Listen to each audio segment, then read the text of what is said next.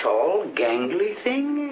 Teamfight Tactics Set 6 Gizmos and Gadgets is out, and with a new set comes a new set mechanic, that is the Hextech Augments. With over 140 of them, these Hextech Augments will change the rules of the game to allow you to play a brand new game every time you load into a game of TFT. With 140 of them, it's hard to keep up with what every single one of the augments do. Because of that, I'm going to break down every single one of the Hextech Augments so that you know what's actually being offered to you when you go into these games. Because there are so many, I'm going to split it up into 3 different videos, but in this video, I'm going to be covering all of the tier 1, that is all of the bronze Hextech Augments. If you don't feel like reading 140 different descriptions of different augments, this is a great video to just put on the background and listen as I describe to you what every single one of the augments do and how I might use them in my own games. Now, without further ado, let's get started. Knife's Edge 1. Your units that start combat in the front 2 rows gain 30 attack damage. This will be for tanky AD users or for assassins. High-end shopping. Champions appear in your shop as if you were 1 level higher. This is going to have a huge impact on level 6 and level 7 rolldowns. Clear Mind. If you have no units on your bench, at the end of a round, gain 4 experience points. I could see people using this to go for a fast level 6, roll down, stabilize, and then go for a fast level 8. Salvage Bin. Gain a random completed item. Selling champions breaks apart their full items into components. This is a reprint of a Set 3 Galaxy that actually does lead to quite a bit of creativity.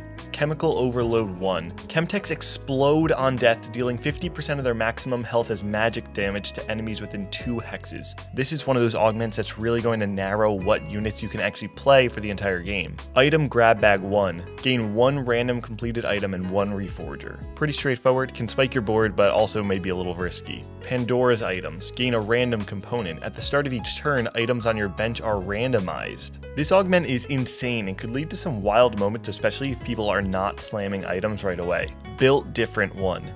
Your units with no traits active gain 200 health and 30% attack speed. Depending on how many 4 and 5 cost units can be played as standalone units, I'm not exactly sure how valuable this will be. Celestial Blessing 1. Your units heal for 10% of the damage dealt by attacks and abilities. Excess healing is converted to a shield up to 300 health. This could be a strong augment if you need to stall out the fight and build up time for your carries to take over the fight.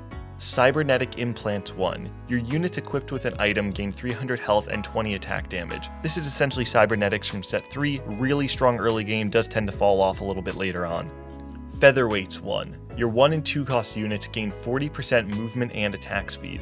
Not only a really strong early game augment, but also something that can be used in reroll comps very well. Exiles 1. Your units that start combat with no adjacent allies gain a 40% maximum health shield for 8 seconds. This will probably lead to some creative positioning from different carries on your team. Makeshift Armor 1. Your units with no items gain 30 armor and MR. This seems like an augment that will work really well when you're running a backline carry and just need more frontline. Stand United 1. Your units gain 3 attack damage and ability power per trait active across your team. I'm not exactly sure how well this will scale, but if you aren't running a vertical synergy and have a lot of traits on the board, it could probably be pretty strong. Runic Shield 1. Arcanists start combat with a shield equal to 400% of their ability power. This synergizes perfectly with the Arcanist ability and essentially makes it that you don't have to run frontline. Stand Behind Me. At the start of combat, bodyguards grant 100% of their armor bonus to non-bodyguard allies directly behind them. If you have a short-ranged non-melee carry, this may be the perfect way to keep them safe. Shrug It Off. Bruisers regenerate 2% of their maximum health each second. If you have a 2-star bruiser frontline with Warmogs and Sunfire, you'll be set through the early game. On Guard. The first time an enemy is attacked by a challenger, they are disarmed for 4 seconds. If you're running multiple challengers targeting different units, the entire enemy team could be disarmed. Self-Repair. When the innovation dies, it will become untargetable and repair itself if an innovator is still alive. This is another augment that's really going to narrow down which traits you can actually play. Lifelong Learning. Scholars that survive combat permanently gain 3 ability power. If you're able to get this online early and find multiple scholars, this could actually be a really great tool to scale your scholars into the late game. Sniper's Nest. Snipers gain 8% damage per round they've started in combat in the same hex. Similar to Set 2's hexes, this could actually have huge implications on damage, but also limit the positioning of your carries. So small. Yordles gain 35% dodge chance. Mamma mia. The Heart Augments give your team an additional trait similar to the Chosen mechanic. I'm going to list all of them, but honestly you can probably just skip the next 45 seconds or so as I go through these. Twin Shot Heart gives your team 1 additional Twin Shot. Syndicate Heart gives your team 1 additional Syndicate. Socialite Heart gives your team 1 additional Socialite. Sniper Heart gives your team 1 additional Sniper. Scrap Heart gives your team 1 additional Scrap. Scholar Heart gives your team 1 additional Scholar. Protector Heart gives your team 1 additional Protector. Mutant Heart gives your team 1 additional Mutant. Mercenary Heart gives your team 1 additional Mercenary. Innovator Heart gives your team 1 additional Innovator. Imperial Heart gives your team 1 additional Imperial. Enforcer Heart gives your team 1 additional Enforcer. Enchanter Heart gives your team 1 additional Enchanter. Clockwork Heart gives your team 1 additional Clockwork. Chemtech Heart gives your team 1 additional Chemtech. Challenger Heart gives your team 1 additional Challenger. Bruiser Heart gives your team 1 additional Bruiser. Bodyguard Heart gives your team 1 additional Bodyguard. Assassin Heart gives your team 1 additional Assassin. Arcanist Heart gives your team 1 additional Arcanist. One for All. When your syndicates die, they grant your other syndicates 20 attack damage and ability power. If you get this, throw a GA on your syndicate carry and watch them take over the fight. Duet. Summon 1 additional Socialite Spotlight. While it doesn't seem to give you a second Socialite trait, this could still have a huge impact on your carries.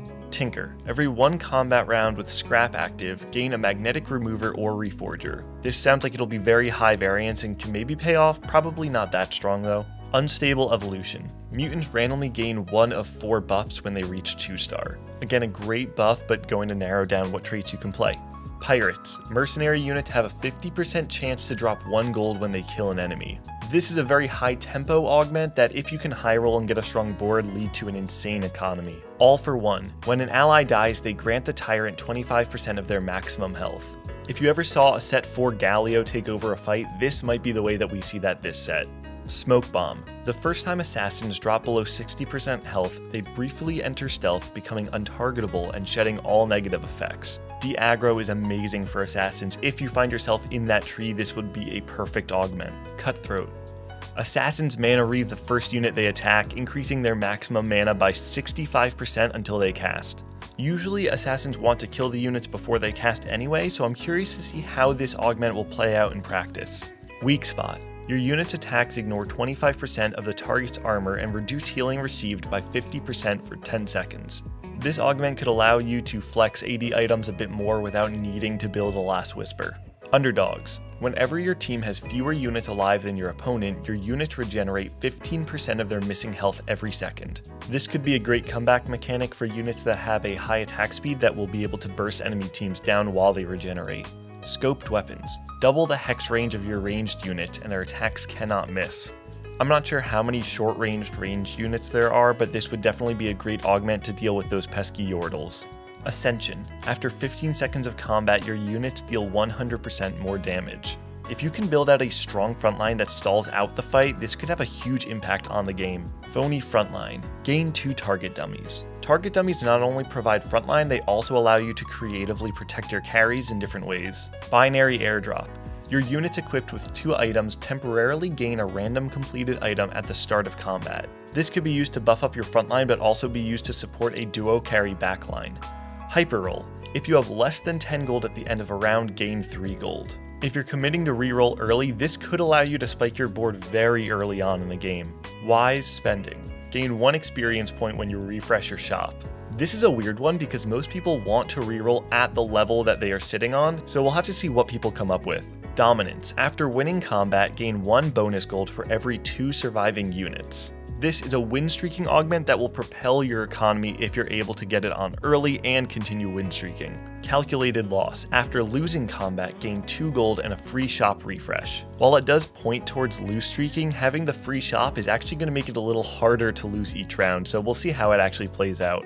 And those are all of the Tier 1 Hextech Augments from TFT, Gizmos, and Gadgets. Hextech Augments are bringing something brand new to the game that are going to reward players for thinking on the fly and making decisions about the specific augments and units that they're given. It's going to bring a whole new level of fluidity to Teamfight Tactics that is going to be so fun to watch and even more fun to play. If you guys enjoyed this video, please like, comment, subscribe, and be on the lookout for the next 2 videos that are going to cover all of the silver and prismatic Hextech Augments. Until then, enjoy set 6 on the PBE, and I'll see you next time.